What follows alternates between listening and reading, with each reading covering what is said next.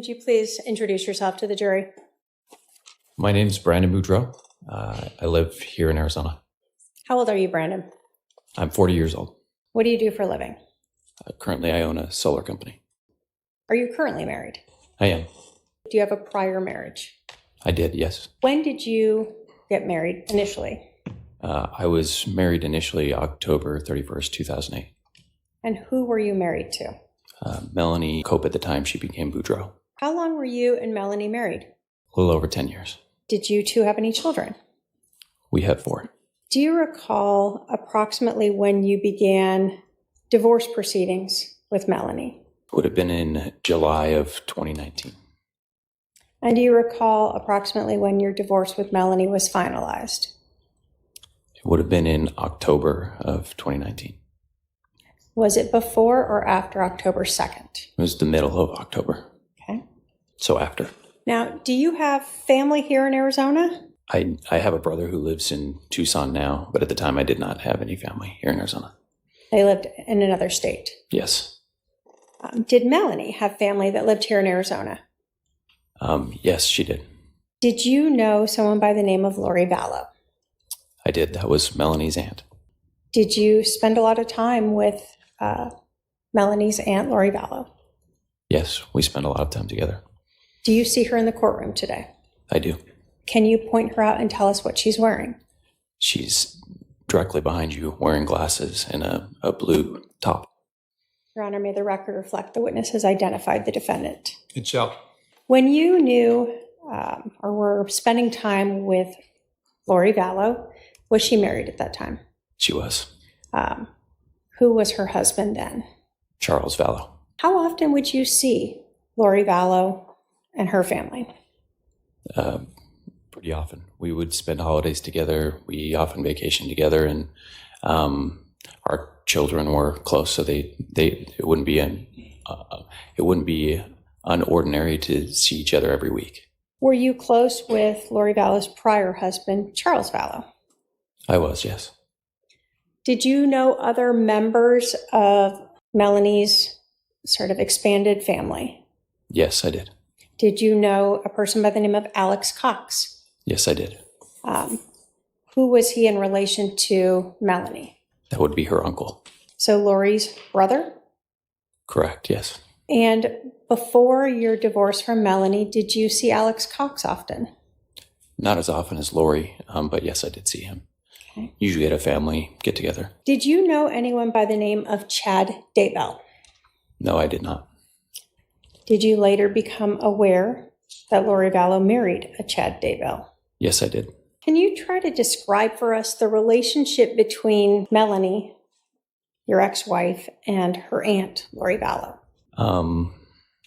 I would say that she looked at her as maybe more than an aunt, like closer to a mother figure.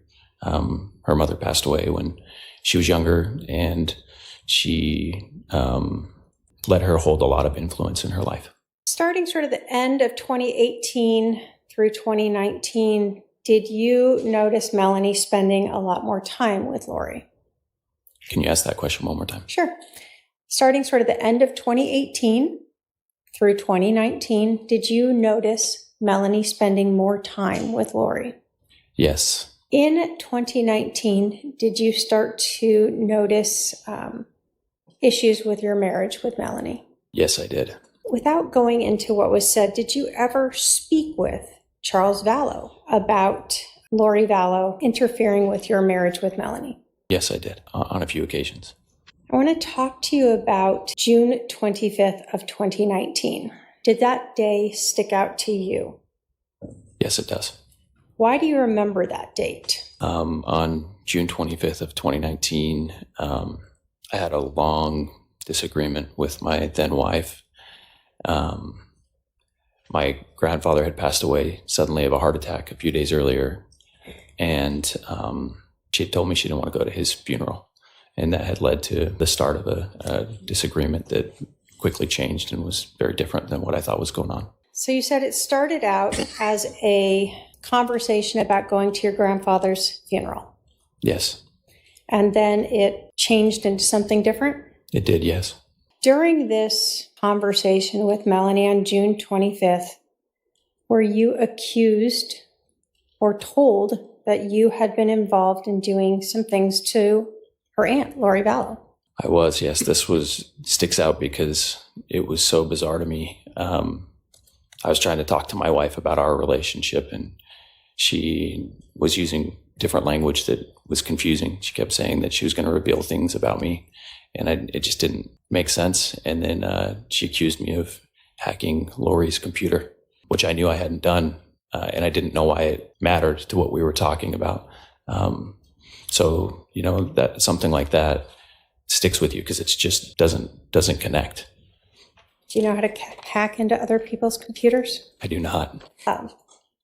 So you're being accused of hacking into Lori Vallow's computer. Did anything get raised during this conversation regarding your sexuality? Yeah, it was a very long argument. It started in the afternoon and went past midnight as things kept escalating. More different allegations that didn't make any sense kept coming up, and one of those was that God had revealed to her that I was gay, and that one stuck out because Charles had told me that Lori was trying to convince her of that, which I thought was so bizarre. It just didn't make any sense. I was married and we had 4 kids. Did you ever hear anything about allegations that you were trying to help Charles take Lori Vallow's temple recommend away? It didn't come up in that specific argument, other than as a side mention of why I might have hacked a computer. But yes, I did hear those allegations. I want to ask you, are you a member of the Church of Jesus Christ of Latter-day Saints? Yes, I am. Were you and Melanie both practicing members? We were, yes. Was Lori Vallow and her family practicing members? As far as I knew, yes. When we talk about a temple recommend, what is that? Inside of our faith, we try to set aside the temple to be a place that's sacred. It's a place where you can be closer to God. And because you want it to be a sacred place, we try to live to a higher standard if we're going to go in there. It's the idea of trying to be more like the Savior's example and keeping promises or covenants that you make to him. And so in that process, most of us self-report to a bishop or an ecclesiastical leader and a stake president or a higher ecclesiastical leader, just to verify that you're doing your best to keep those promises. It's kind of a way to help you assess, to decide if it's a place that you should go, or am I living in a way that I can go and feel good about, trying to get closer to God in that space, and am I living in a way that sets it aside and makes it somewhere special, somewhere sacred? If someone's temple recommend is removed who is a member of the Church of Jesus Christ of Latter-day Saints, is that a really significant thing? For most of us, we would feel like, personally, I would feel that way. It's something that is sacred to me and it is important. And so I would not want to lose that. It would be something that would reflect that I'm not doing a very good job of my goal to try to be more like my Savior. Okay. When you were having this argument, this conversation with Melanie on June 25th, what are you thinking? It began with just frustration, which when I took a little time and was introverted and thought about it, I realized wasn't fair. If she didn't want to go to a grandfather's funeral, I recognized that me feeling frustrated was something I should deal with myself, but not try to force someone else to do something that they weren't comfortable with. And then it was just really painful because the rest of it there's a lot of frustration that comes from, at the end of it, she was asking for a divorce and demanding that we end our marriage. And, I had 4 kids and this was going to change their entire world. It was going to change everything for my family. Did you, having spoken with Melanie, feel that Lori Vallow was involved in some of these things that Melanie was telling you that was why your divorce should end? Can you ask that question one more time? Sure. As you are listening to the things that Melanie was telling you that evening or afternoon into the evening of June 25th, did you believe that Lori Vallow had been involved in some of these ideas that were being told to you as to why your marriage should end? Yeah, I mean, how else does her aunt's computer getting hacked even come up without Lori being involved? So I got pretty frustrated at one point, and I think I told her I'm going to take a break, and I texted Lori and Charles and tried to call both of them to discuss it with them, because I wanted them to understand the gravity. You know, this is my family. This is my kids. This changes the rest of their lives. You know, it's not just whatever was going on for those two. So you told us that you just mentioned that you actually sent a text message or a couple of text messages to Lori Vallow that evening? Yes, I did. Why did you text Lori Vallow that night? Hope that she would have integrity, that she would respond and acknowledge that I didn't hack her computer. I don't know, honestly. Just hope, you know. I was trying to find something to fix the problem. So you felt strongly enough that Lori Vallow was involved in these ideas that Melanie was putting at you that you actually reached out to her? Yes. To look at Exhibit 122. Do you recognize those text messages? Yes, I do. Are those messages that you sent to Lori Vallow on June 25th of 2019? Yes, they are. Do those relate to the allegations that were being told to you by Melanie that Lori had provided her? Yes, they do. And that was you trying to fix these things that were lies? Correct. Brandon, just so we understand, when you were shot at on October 2nd of 2019, did you actually provide the police with your cell phone? I did, yes. So they could download everything? Yes. And is this from your cell phone? Yes. So we see on June 25th of 2019 at 6:45 p.m., the first message that you sent. And was this phone number, the 808 number, Lori Vallow's phone number? Correct. In the message, what did you tell Lori? I told her that Melanie believed I helped to try to get her temporary recommend taken away, and that we both knew that it wasn't true. Do you want me to just read it? Sure. Lori, I sent this to Charles. I'm sending it to you as well. Charles, Melanie believes I helped you to try to get Lori's temple recommend taken away. You and I both know that's not true. She does not believe me.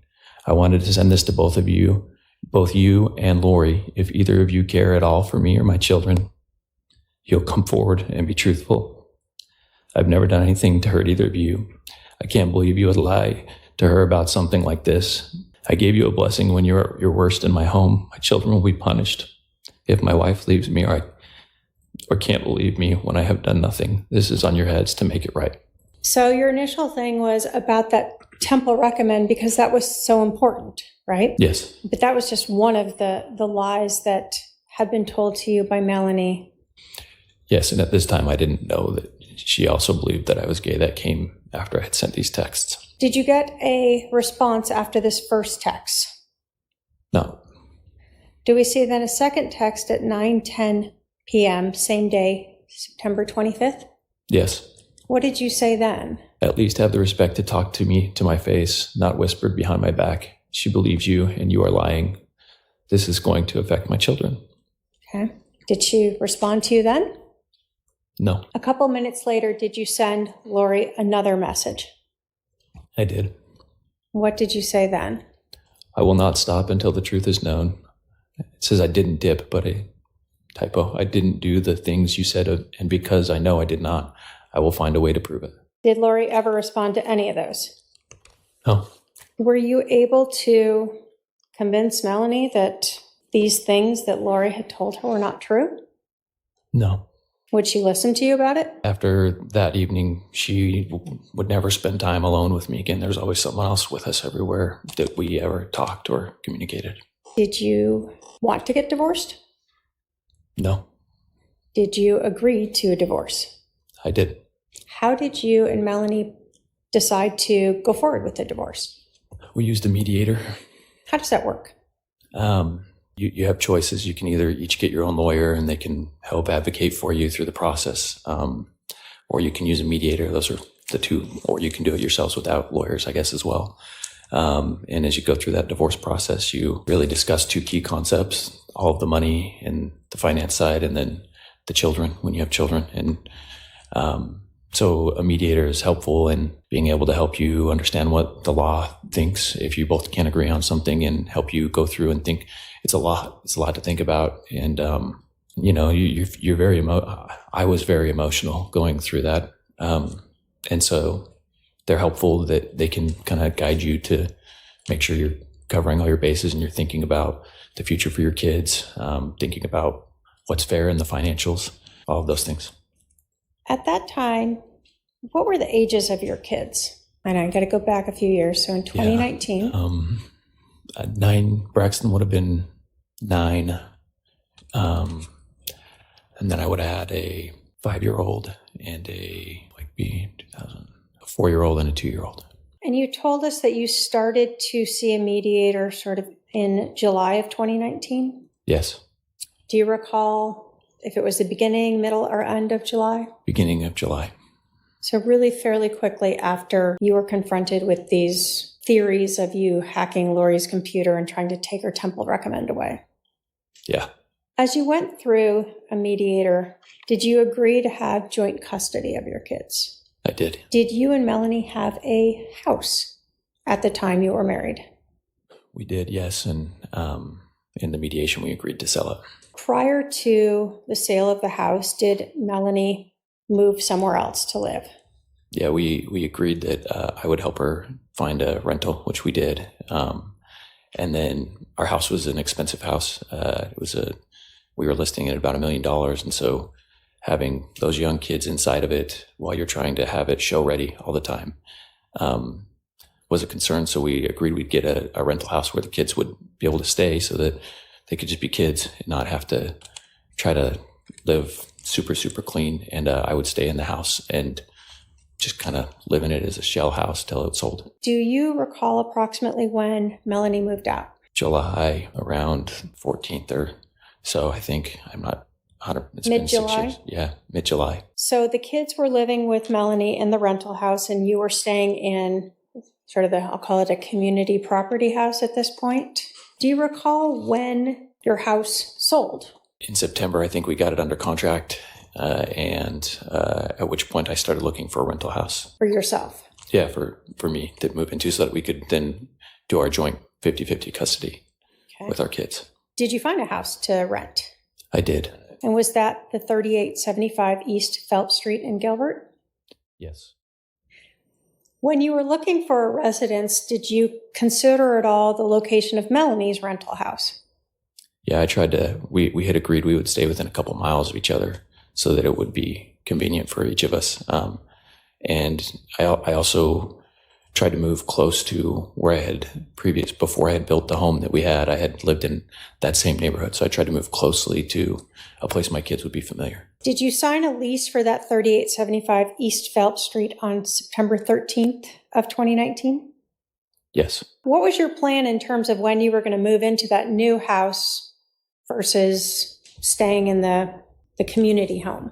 I was going to stay in the community home until right before we finished everything up. So like the end of September, and then I would move over to the new house. And when was the community house supposed to close? October 1st. And what was the mediation agreement for that money on October 1st? Who would get what? It was going to be split between me and Melanie. And it was supposed to all go to one account, and then I would transfer the money over to her. So at some point, did the plan ever change as to when you were going to move into the Phelps house? Yes. I heard from Melanie that I had an option to get my kids early, which I was getting very limited time with my children. That was hard for me. It's difficult going through transitions like that. So she said she was going out of town and that I could have my kids early if I got the house early. And so I was excited, and I quickly changed my plans and made a quick move from the current house into the new house to get it ready, because when you have young kids, you have to kind of prepare. You can't just move them in. Everything needs to be kind of organized. During the mediation, had you and Melanie come up with an agreement as to when each of you would have the children? Yes. What was that agreement? Mondays and Tuesdays would be my days. Wednesdays and Thursdays would be her days. And then we would rotate weekends. So weekends for you guys was Friday through Sunday? Correct. And then how would you hand off the children, and what would happen with your youngest? I worked, so she would watch my youngest even on my days. And then handoffs would happen at school. If they were in school, we would just drop off and the other person would do the pickup. If they weren't in school, then it would be drop off at each other's houses. Okay. So you said you worked. Did Melanie work? She did not. So Melanie kind of just tells you she's going out of town on the 26th and offers the children to you. Do you recall about when you moved into now this residence on Phelps? It's been a really long time. Shortly after, I think, that conversation, about a few days prior to when I got the kids. I think it took me a couple days to move in. So you had the kids on the 26th. I did, yeah. How did you told us you had been planning to move in a little bit later. How did you get moved earlier, quicker? Did you have people help you? What'd you do? My neighbors that lived across the street from me at the house that I was selling noticed that I was moving and offered to help. I just went and got a truck and decided to move. I was excited. I didn't tell anybody even. I just kind of jumped after it, and then one other friend found out, and he brought another friend. So there's 4 people who helped me move, and they were the only people. I mean, I immediately had my kids after. They're the only people who even knew that I had moved. It was a very quick decision. You told us that part of the agreement would be that you and Melanie would would drop off the kids. At any time, did Melanie ask you for the address of your new residence? Yes, she did. Did you provide it to her? Yes, I did. You think anything of it when she asked you that? No, I did. I had said I would give her my address. Always, we had to drop each other the kids, so she had to know where I lived. You told us that you hadn't told anyone else your address? Yeah, it wasn't like out of secrecy. It just hadn't come up yet because it was so quick. So Melanie knew your address? Yes. And then you said 2 of your neighbors helped you move? Correct. So they knew your address. And then you said one of your friends helped you move? And he brought another friend. So 2 of my friends knew where I lived. Okay, so 5 people knew your address? Yes. Do you recognize those text messages? Yes, I do. Are those the text message between you and Melanie where where she asks you for your new address and you provide it to her? They are. And was that on September 17th of 2019? It is. You told us that you had provided your cell phone to the Gilbert Police Department on October 2nd. Is this from your phone? Yes. Melanie texted you on September 17th at 10 in the morning. What's your new address? That's correct. 27 minutes later, you provided her 3875 East Phelps. Correct. You told us your parents did not live in Arizona, right? That's correct. And at the time, really, you didn't have any family in Arizona. Did your neighbors that helped you move know Lori Vallow? No. Did your neighbors that helped you move know Alex Cox? No. How about your friend that helped you move, the 2 people who helped you move with them? Did they know Lori Vallow? No. Did they know Alex Cox? No.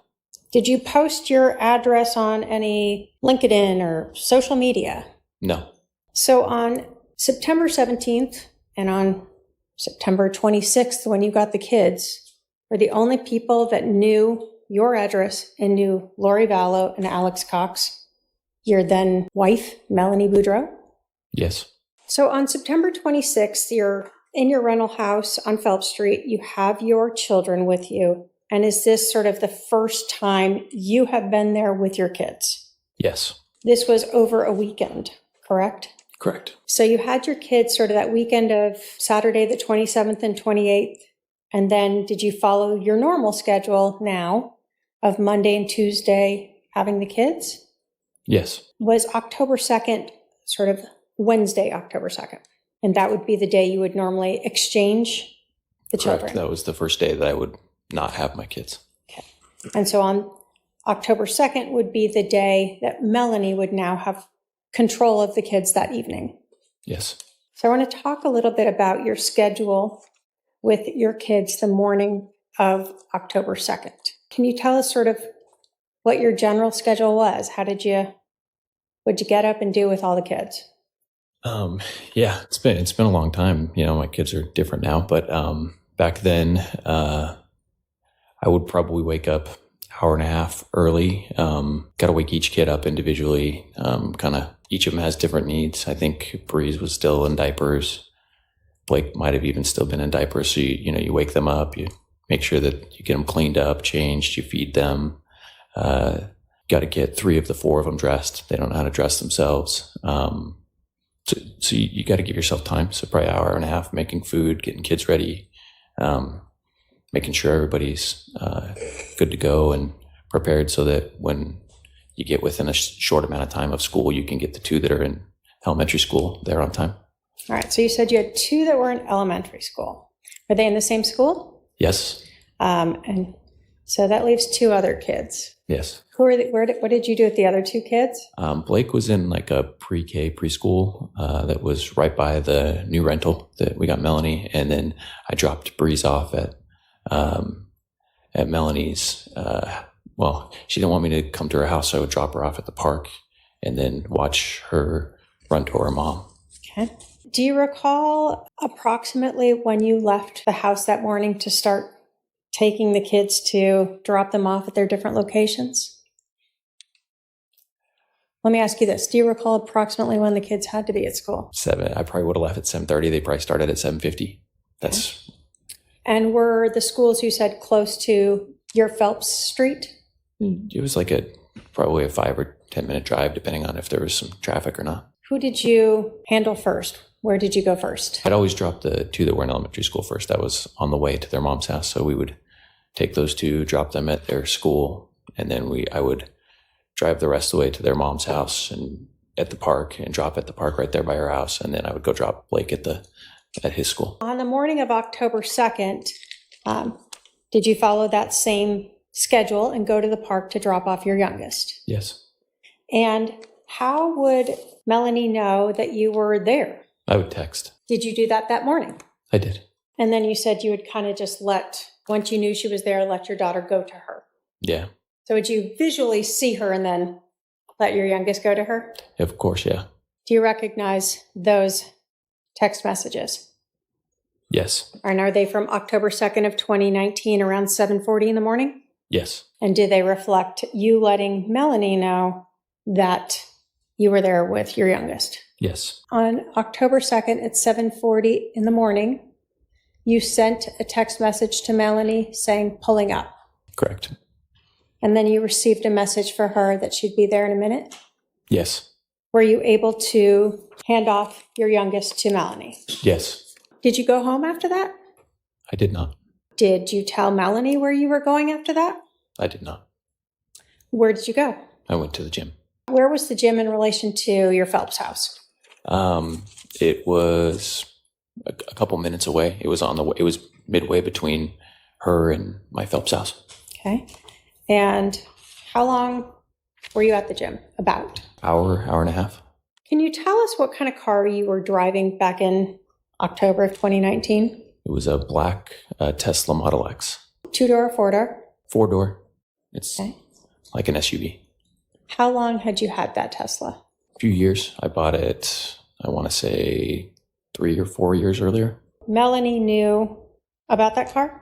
Yes. You had it when you 2 were together? Correct. And you continued to have it as you were going through the divorce proceedings? Correct. And you drove that Tesla to that park when you exchanged your youngest? Yes, I did. I'm going to talk a little bit about Tesla vehicles. They're electric, right? They are, yeah. Do they drive a little different than gas cars? They do, yes. Can you tell us first about the acceleration? When you're driving a Tesla, they have when you take your foot off the gas, they built in a system that makes it slow down, so it like brakes for you. So they call it one pedal driving, but so when you push it, it'll accelerate really fast because that's just how electric motors work. The torque's very quick, so you can go much quicker. And it also, when you take your foot off the gas, it'll slow down a lot quicker too if you leave that feature on. So it drives very different than a gas car. You don't use the brakes as much. If you take your foot completely off the acceleration pedal, it almost stops?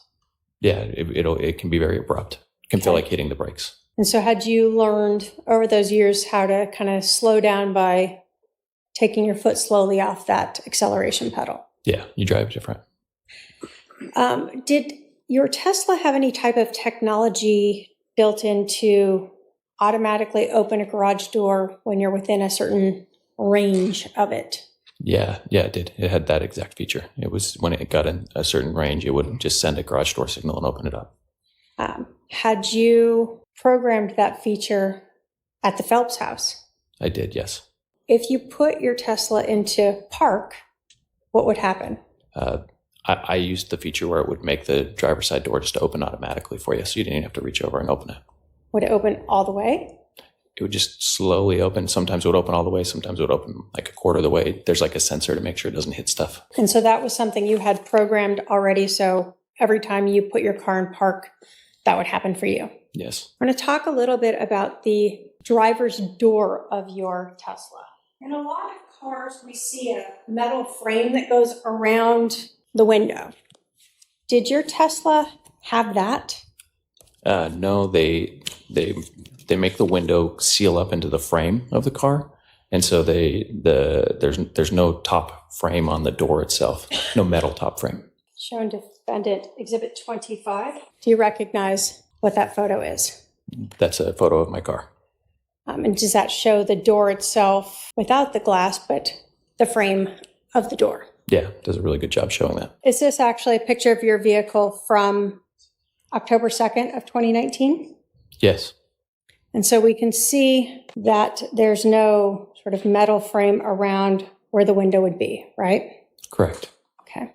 And is this actually your glass window right here? Yes, I believe it fell out when I opened the door, or when I put my car in park. Okay. I want to talk to you about that morning of October 2nd. You drop off your youngest with Melanie. You said you went and dropped off your fourth child at sort of a day pre-K type of course? Yeah.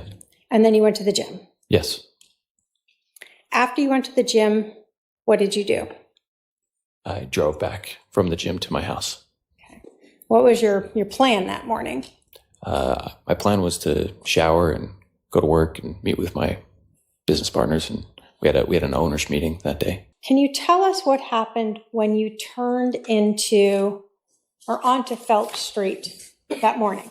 That morning, I made my usual left onto Phelps Street, and there's one house and then my house, and so it's not like you're driving. You're coming through a turn, so you're not moving super fast, and there's not a lot of distance, so I don't really push the gas very hard. But I remember coming around the corner, kind of letting it almost kind of coast as I was waiting for it to catch the signal and send my my garage door up. And while I was doing that, I noticed a Jeep that was parked, and it was really awkward. Why was it awkward? Well, it was parked on top of the car that was normally there. So there's usually a van there, and it was just like parked nose to nose to the van. And it was like the back of it was almost blocking my driveway. It was parked so you just wouldn't think anyone would choose to park like that. So it kind of stood out to you right as you came around that corner. I noticed it had a Texas plate. The other thing that was awkward about it was no back tire, which Jeeps always have the back tire. That's like their thing. So all of that stood out, right? I mean, you don't have a lot of time when you're coming around a corner like that, but all of that just like, I was like, oh, that's weird. And I remember thinking my neighbor must know somebody from Texas, because I'm new. I don't know anybody yet. And I was like, and man, they parked awkward. Like that's a really crappy park job. Was the Jeep parked sort of the opposite way of traffic? Yes. Okay. And so when you come around the corner, you're seeing the back of the Jeep.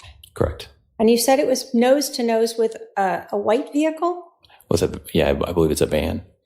And was that a vehicle you had seen in the few days you had lived there? Yeah, it had been parked there every day so far. Okay. So you recognized that one. Was there a lot of other vehicles parked on the street? No. Just that Jeep right up to that one and on your driveway? Correct. When you were coming in and sort of slowing down, what do you see happen? So as I let the car kind of coast in, the back window pops up. I see a muzzle. I hear a bang, and you know your fight or flight kicks in at that point. So for me, I just immediately thought, and my window shattered. You know, all that happened in like the snap of a finger, and so I just immediately thought someone's shooting at me because I saw a muzzle. So I hit the accelerator and I just went straight. I no longer was planning on turning into my driveway to let the garage door trigger. I'm going to have you pull your mic just a little bit down again. Yeah, I'm sorry. I can lean forward. Could you hear all of that? So let me go a little bit through it. So you said you saw the rear window open. Yes. Is that sort of the window that normally the tire would block from opening? Yes. Did you see any hands or anything pushing it open? I can't say I did. It was, the windows were dark, and I remember it lifting, and I remember seeing a muzzle. Let's talk about the muzzle.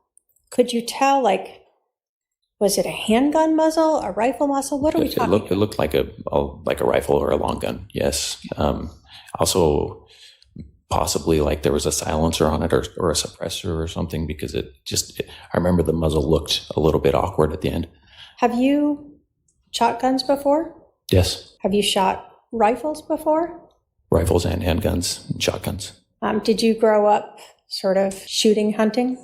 Yeah, my family hunts. I'm not a big hunter myself. But you're familiar then with rifles and shotguns? Yes. Had you shot handguns before? Yes. So when you saw this, what did you think it was, the muzzle that you saw? I mean, you had a very short window, but it looked like a rifle to me with maybe a suppressor or something on it. Okay, so it was able to come out of the window enough that it looked like a rifle to you. You said you heard something. Can you describe that for us? It's a loud bang. It's a gunshot. That's the only thing I can think of.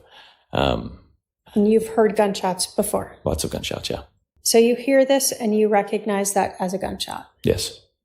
And you said then your window shattered? Correct. Did you see a hole through your window? No, which was confusing. So I was, all this stuff is happening quick. I'm sure I had some kind of what's the word I'm looking for? Whatever, shock, some form of shock. I'm sure there's a little bit of that. But I remember the first thought I had was, I need to call 911. Someone just shot at me. So that, I remember my phone flying forward and backward because I was driving quickly and accelerating quickly. I remember getting my phone and calling 911 and just, I mean, I remember having a hard time breathing, just feeling overwhelmed that somebody shot at me. And then I think maybe because I was feeling a little guilty or something, I remember thinking like, oh, maybe, there's no bullet in my car. I don't see a bullet hole anywhere. Maybe it wasn't a real gun. Maybe I'm overthinking this, you have a lot of thoughts going through your head. Did you ever say maybe it was a paint gun? Yes, I think I did. I'm thinking now, have you seen a paint gun before? Yeah, I've played paintball lots of times. Does paint come out? And not as loud and it marks stuff everywhere.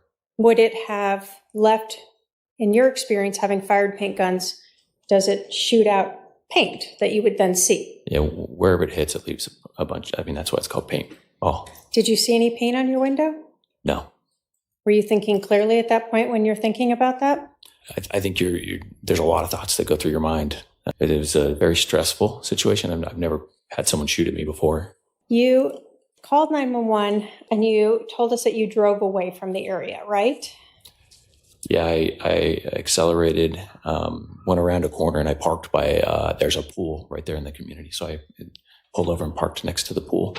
Can you look at those two exhibits and tell me if you recognize them as maps of the neighborhood, a closer up, as well as a further away map of your Phelps Street address and the streets around it?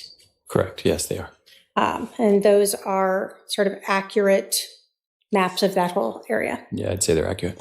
When you were driving to your residence, I'll do it this way. We see here 3875 East Phelps Street. Is that your address at Yes. that time? And so it was 2 houses in. Yeah. When you were arriving back to your residence that morning of October 2nd, can you describe for us how you came in to the neighborhood? I would have come around where the map kind of starts there. Yeah, where your pen was. If you go down to that corner, I would have come there off Fairview, come all the way up, gone up that street where your pen was, and gone. And that's the way that I came in, Okay. where your pen just traced. So you went through this intersection and then you turned left here, and that's where you saw, as you turned that corner, that Jeep Wrangler. Correct. Did you notice if the Jeep had 2 or 4 doors? 2 doors. Did you notice anything about the license plate? It was a Texas plate. Were you able to get the license plate number? I was not. After the shooting, you told us that you sort of took off. So we see Phelps Street. Is that the same street we were talking about? That is. You told us that you accelerated. Was it this direction on Phelps? Correct. And what did you do when you got to this intersection? Made a right on Cole, and you can see there's a pool right up there. I parked right there in front of that pool where that little walkway is, right on the.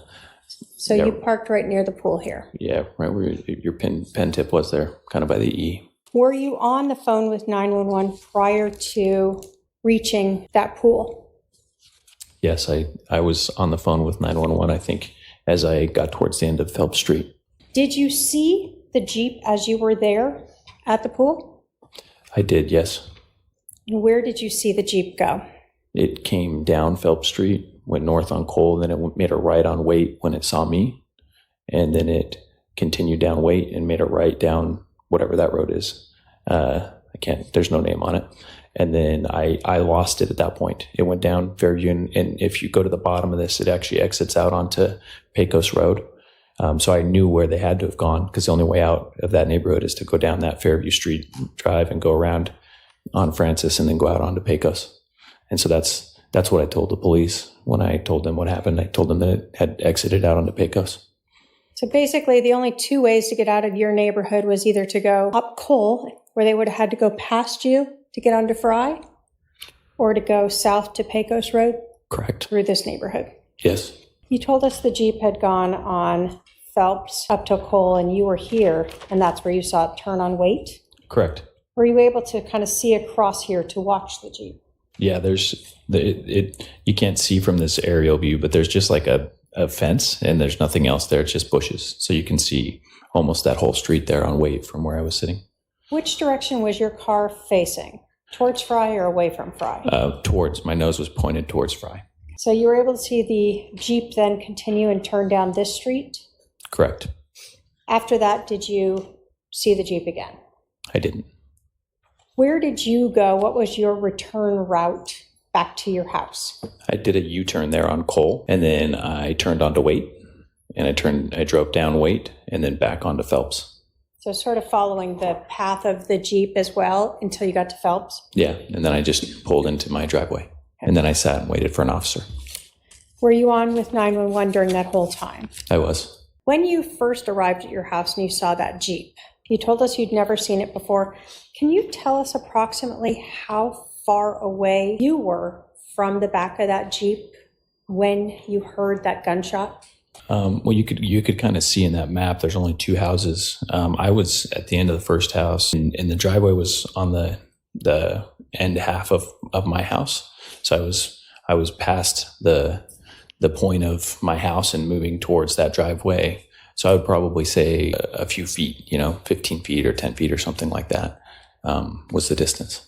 Do you recall ever saying maybe 20 or so feet? I'm sure I could have. It was a long time ago.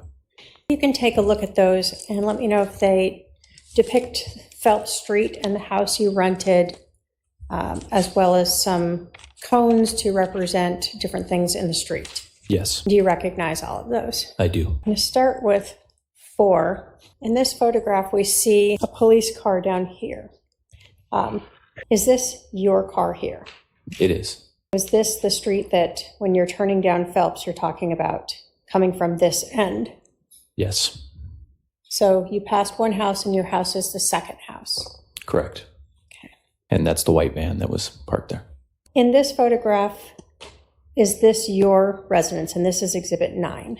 Yes, Okay. And this is your driveway. correct. It's on the outside edge. Where was the Jeep parked? You can see just the front of the white van's bumper there. It literally, the bumper of the Jeep was touching that van's bumper. It was just right on top of it. So the back of the Jeep would have been right where your pin point is right now. Okay, so right at the edge of your driveway? Correct. In 14 here, is this the white vehicle you were talking about? Yes. And this shaded area between the Jeep and the driveway is where you're discussing that the Jeep was parked? Correct. And then this is your driveway. Yes. The rear of the Jeep was facing you. Correct. It was facing towards me. We see two cones here. What do those depict in terms of the location of your vehicle? The front of my vehicle would be that one that your pen's pointing at, and the back of my vehicle would be there. That's an estimate. Obviously, we were trying to recreate, but that's an estimate about where my car was when I heard the shot and my window shattered. So at this point, when we were talking about slowing down, had you started to turn into the driveway yet? No. So you were still sort of straightforward. Correct. Okay. And so the distance that we're talking about is what we see here in 13 from this cone to the edge of your driveway here? Correct. So a little over the width of your driveway. Yeah. When you saw the rifle come out of the rear of that Jeep, can you describe for us what you say you saw on the end of it? It was cylindrical, and it looked a little bigger than a normal. I mean, every muzzle at the end of those rifles has some kind of a sight or usually something on it that they use to when you're shooting. But this looked like it had something different on it. It was a little bigger, and that's why I said a suppressor or I mean, I didn't get a long look at it, but it definitely stood out to me that it looked a little different. I think that's the part that I described was that it was noticeable. Okay, so it was wider or bigger than the normal barrel itself. Correct. When the window shattered next to you, did anything come in to you that you recognized at that time? No. Did you understand at that point there wasn't a hole in your window? Correct.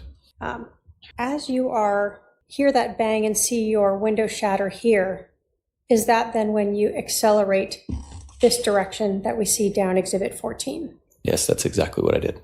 Okay. Then when you got to the end of this street, which direction did you go? I went right. Okay. And then you headed straight up Cole and stopped at that park or whatever with the pool? Yes. As you are waiting in the driveway here in your car, did you get out of it? I know you said the door opened, but did you get out? I didn't get out and look at my car. The door opened, the window fell down, and I think that I just kind of let the window fall there, and I might have moved like part of the window over, but I'm pretty sure I think that and I'd have to probably review, but I'm pretty sure they asked me to stay in my car till the police officer arrived. So I'm pretty sure I just stayed in the car and waited for the officer. So before the officer arrived, did you look at your vehicle itself? I'm going to put up Exhibit 25 again.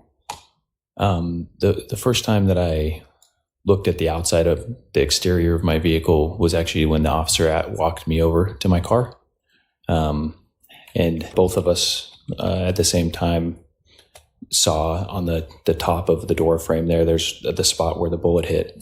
And that was the first time that I knew for certain that I had kind of been shot at. And I remember probably another feeling of shock again, kind of like the first time when someone shoots at you and it's loud and I remember just thinking like, that's really close to where I was sitting. Like it was inches from my head. Brandon, do you recognize what that is a photograph of?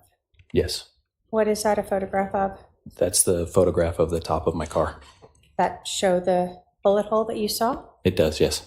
So we see here in Exhibit 26, is this the bullet hole? That is. Dumb question, was it there before? No. Was your window broken before this? No. And you were sitting right here? Correct. You can't see it as well, but that's when you sit in that with the way I was sitting in the chair, my head would have been right at that level. When you called 911, were you sort of telling them both sort of what had just happened as well as what was ongoing happening, what you're seeing with the Jeep? Correct. Did you make that, you told us, as you're immediately driving away from this shooting?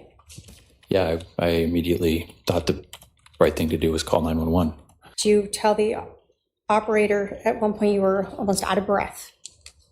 Yeah, when I remember when I first called, I'm not a doctor or anything, but I just remember I couldn't breathe. I was like feeling surprised. Maybe I don't think we have a word for that feeling. Were you scared? Yeah. Do you have concern for your life at that point? Yes. Were you trying to figure out what had just happened? Yes. Have you listened to your 911 call before? I have, yeah. October 2nd, 2019, 9 hours, 14 minutes, 53 seconds. 911, where's your emergency? Someone just shot my window. Okay, Out where there in a at? Jeep. I'm in the Cooley Station neighborhood. I was pulling in my house at 38755 East Way, but I can see them driving off. Okay, someone shot at your vehicle? Yeah, and it hit my window, it shattered my driver's side window. Okay, when you pulled into his driveway? As I was trying to pull into my driveway. Sorry, Okay. I'm a little off. They just drove off. I saw them drive off. Okay. Do you know who these people are? I have no idea. I moved into a new home about a week ago. What kind of vehicle is it that drove away? Jeep Wrangler, had a Texas plate on it. It was, Jeep Wrangler? It was olive green. Olive green? Okay. Yeah. Hold on just a second. Texas license plate? Yeah, I didn't get the plate. I'm sorry. I got a little nervous. That's okay. That's all right. Oh, which way did they go? Do you remember? They're driving south toward Pecos Road, between Pecos and Rector. Okay. Okay. Do you don't see the vehicle anymore? No, they left. They drove off. Did you see how many people were in the Jeep? Sir? Yeah, Hello? Oh, did you see how many people were in the Jeep?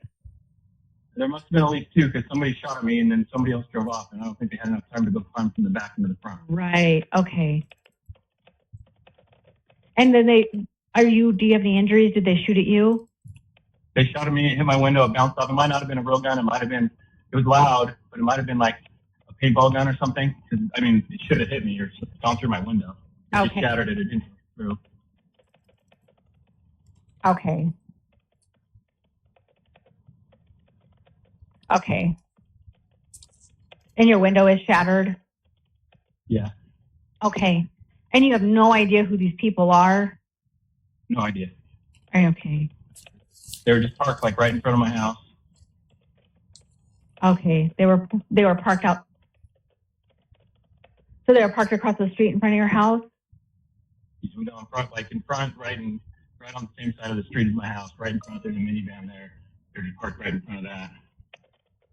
Okay. I'm pulling in my house because they're gone. Okay. Where are you at right now? Where are you at? In my car at my house at 380 Okay. East Bell Street. I'm gonna walk over here and see if I can see what they shot at me. What kind of car were you in? I'm in a black Tesla Model X. It's a black what? Tesla Model X. Okay, black Tesla Model X. Okay. Okay.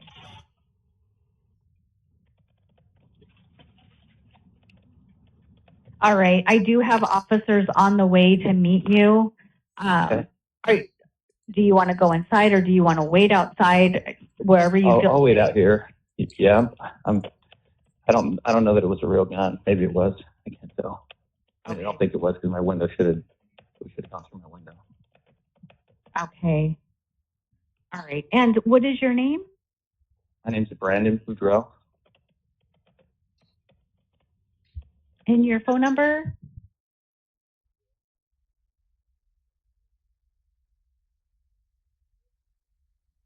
Okay. Okay. I'm going to stay on the line with you just to make sure you're safe, just in case they come back. Do you have any weapons on you? No. Okay. Okay.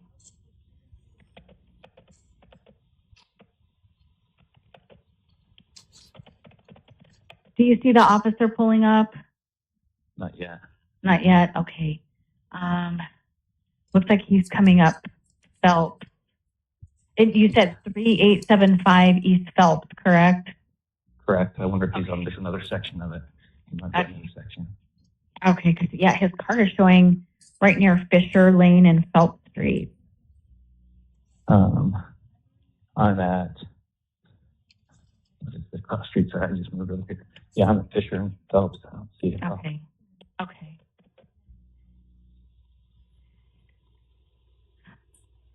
Interesting. It's funny. His car was showing there for a second, and now it's showing back at Higley and Pecos. So that's kind of weird. Wonder I if don't he saw know. the Jeep drive off or something. Maybe. I know that there's actually an officer that's heading towards you, and then there's other officers that are dispatched that are looking for the car.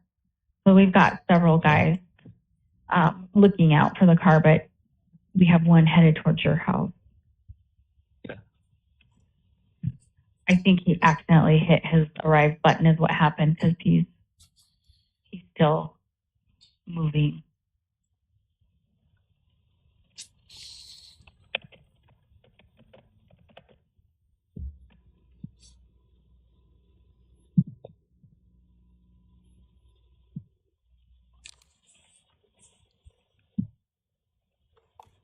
So just out of nowhere, did you see the guy that I didn't see who it was. It was weird because I was pulling in and I saw a Jeep Texas plate and I thought, oh, that's weird. You know, my neighbor must have someone visiting. And then they like lifted up their little back window in their Jeep and I saw like a muzzle and then I heard a snap and my window shattered. So I just, instead of turning into my driveway, I just hit the gas and drove off because I didn't know. And kind of when I got my bearings, I realized I should call 911. Okay. So then I drove, and then I didn't drive very far. I just drove around the corner and waited for you guys to pick up, and then I kind of saw them come around the corner and go down the road and start driving down south towards Pecos and Brecker. Okay. And did they look like Hispanic? And I knew that was the only way white out. males? I didn't see a person at all. I didn't get to see a person.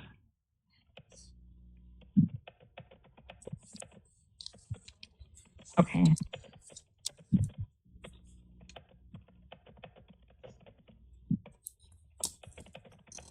I knew there was only one way out of Pecos Manor, and that's down there on Pecos Road. So that's why I told you that.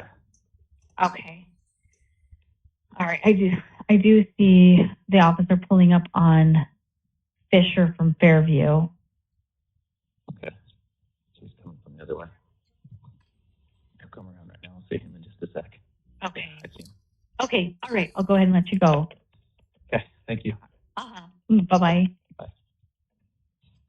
October 2nd, 2019.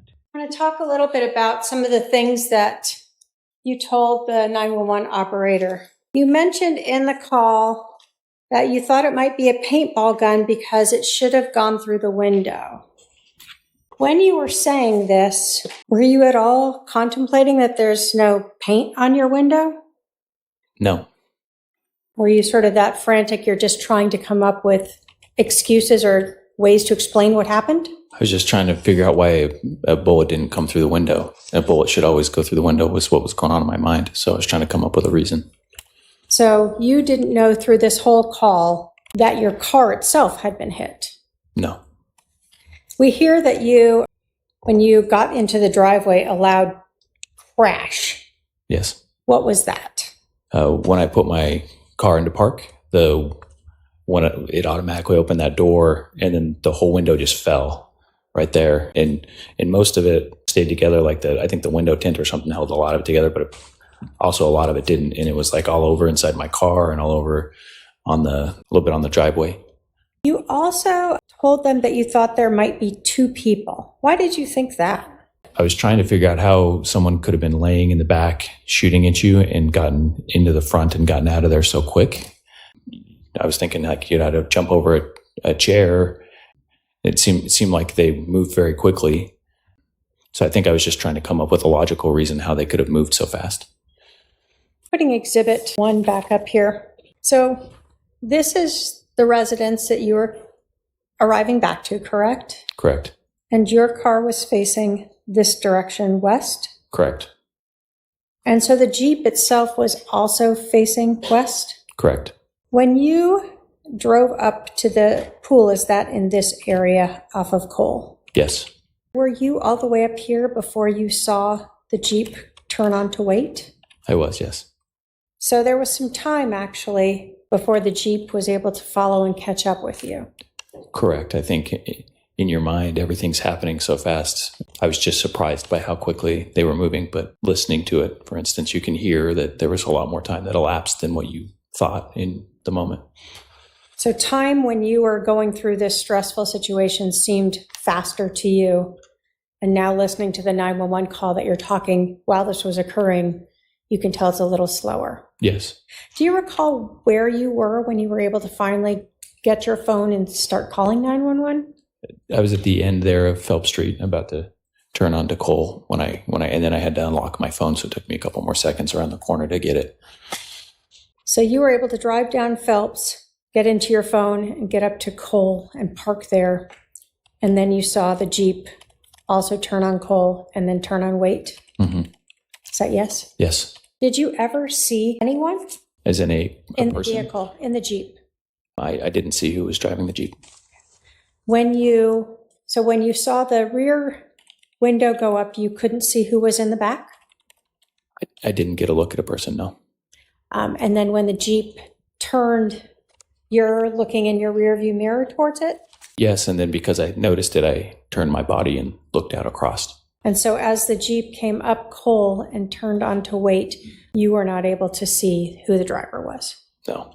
In the 911 call, we hear the 911 operator refer to the officer as a he. Was the first officer on scene a male or female? Female. When the female arrived, you got off the call with 911? I did, yes. And did you speak with her and then walk her over to your car? I did, yes. And did she point out this bullet hole in your car? She did, yes. When you saw that, what happened physically to you? I remember within a short amount of time, I asked her if I could sit down. I started getting a little bit overwhelmed because I realized that someone shot at me, was trying to kill me. If my head was that close, that's the only logical thing. Before you saw that bullet hole, were you still trying to explain how there's not a hole in your window? Yes. After you saw that bullet hole, did you start to think that someone had tried to kill you? Yes. I remember I texted my father, told him that. What did you text your father? Said, I think someone just tried to kill me. Were you thinking about how close you'd come to death? Yeah. As you were experiencing all these emotions and trying to figure out how to handle this and texting your dad, did the police ask if there was anyone that could come stay with you? Yeah, they did. And because I didn't have any family, I just said, I had my two business partners who were really good friends, and I asked if they could come. Did you have to tell them where to come? Yeah, they didn't have my address. Did they come and stay with you? They did. Did you eventually move with them across the street to kind of hang out in the shade? It was hot. So yes, we moved over to a cooler spot as the day went on. And we see in Exhibit 9, is this actually you guys sitting over here? That is. At some point, did a detective come get you and interview you? Yeah, Detective Pillar came over and got me. Did he interview you? Yes, he did. Where did that interview take place? We walked around that corner. He had his car parked and in a kind of a shady spot, and we did an interview in his car. Was that recorded? I believe so. The first patrol officer on scene, that female officer, did she ask you if you could think of anyone who would want to harm you? She might have. I don't recall. I'm not certain. When you met with Detective Pillar, did he ask you if you knew anyone who would want to harm you? Yes. Do you remember a lot of your interaction with that first officer? To be honest, like the part that I remember the most is just when I saw the bullet hole, and I think maybe just kind of got a little bit of shock because it was real when I called 911. But then I kept thinking to myself, a bullet didn't come through my window. And, I just, when I saw that, I just realized, like, no, someone is 100% trying to kill me. And then it was kind of an emotional little bit. Like I felt a little overwhelmed. When you talked to Detective Pillar, was that a little bit later, but while you're still sitting here on the scene? Yes. Had you had time to kind of get yourself back under control? Yes. Do you remember that conversation more than your Yes. conversation with the first officer? Yes, I do. At that time, when you were asked by Detective Pillar if there was anyone you knew who might want to harm you, were you able to provide any names? I told him the only person I could think of. And who was that? It was two people. It was Lori and Alex. Is that Lori Vallow? Lori Vallow and Alex Cox. So the morning of October 2nd of 2019, you have already told Detective Pillar that's who you believed is the only person you could think of who would want to harm you. Yes. Had you met Detective Pillar before that morning? No, didn't know him. Did you tell the police to tell Detective Pillar that Lori Vallow and Alex Cox had been involved in an incident in July of 2019 in Chandler, Arizona? I did. Did you think that that incident had something to do with this? I did. Do you recall being asked by the police if you had any issues with money or anyone else? I do. And did you have anyone else that you could think of that would want to shoot at you? I did not. Did you tell the police about your wife Melanie's relationship with Lori Vallow? I did. You told us that the Jeep that you saw parked right next to your driveway that we see here in Exhibit 9 had a Texas license plate, correct? Correct. Did you tell the police that Lori Vallow had lived in Texas?